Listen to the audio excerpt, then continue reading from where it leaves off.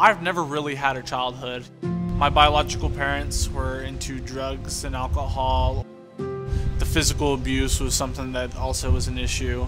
And so I was removed at the age of 2 and constantly was in foster care, group homes until my 18th birthday. I've moved around. I've never had anything really stable. So it's definitely been a challenge. Back in August of 2016, Steve and I had become foster parents. Being foster parents was one of the reasons why we started Thrive. We knew that the kids that were in our home, ultimately they wanted to be with their parents. And so what could we do to come alongside of these biological families and get them reunified? And Thrive has done that for the last 4 years. We started out of our home, we got a truck, and it just grew past our wildest imagination. Initially, we were hoping to maybe serve 50 to 100 kids in a year. We're doing about 100 kids a month now. Well, I have 2 sisters, 3 brothers. They were all pretty lucky to find somewhere to go. I was the only one who had to go through all the group homes and foster homes. It's just because people don't want older kids these days. I've been in over 40 homes, group homes. I went to 11 high schools, so that was a big thing that I had in high school, was trying to figure out what I wanted to do. I wanted to find something that was constant in my life. 18 to 24. These are young adults that have aged out of the foster care system at the age of 18 and now find themselves trying to navigate life. Aging out of the foster care is different for everybody. And on my 18th birthday, I actually got kicked out, thrown out on the streets. Being homeless it's hard. You don't know where you're gonna sleep. You don't know when your next meal is gonna, come around, and the abandonment, just being left on the street, with no support. At the time I was on antidepressants. I ended up taking more than I was supposed to. I almost took my life. It's a battle, but ultimately you're battling for this child's soul, and so we need to be able to come alongside of these kids and help.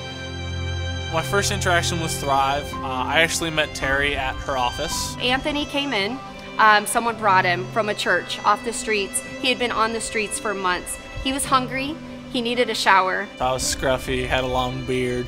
I wasn't sure at first if he was a fit for the program because there was a lot of needs there. And so at first I did not trust, what they were saying, because I've heard stuff like that before and it just never worked out.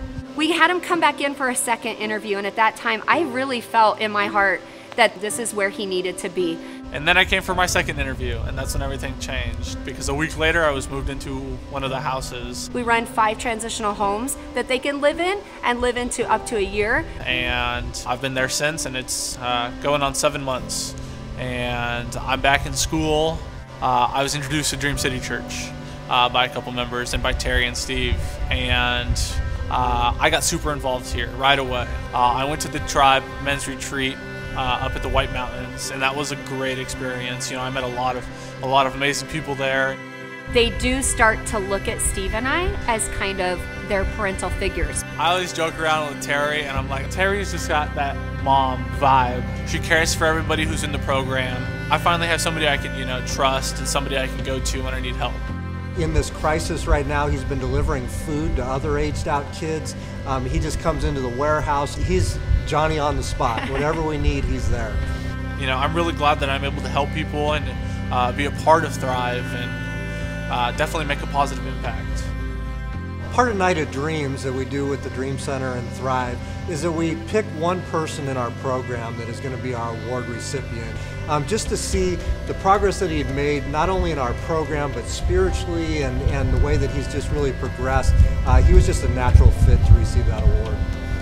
In November, I got baptized by Pastor Brad.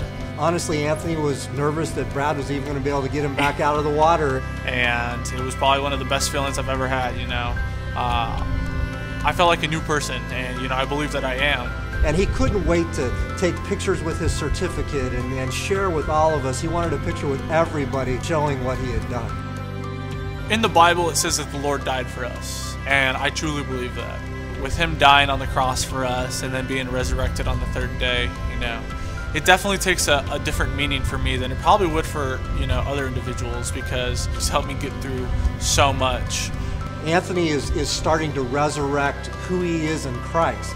and to be able to leave all the things behind that just burdened him, and now he's free from that, and we can see the fruit of that where he's going forward and he has a new hope. And that's really what the resurrection is about, is hope, and we can see that in Anthony. I want to thank Dream City Church for everything that they've done. I thank Terry and Steve and everybody who has supported me through my walk with Christ.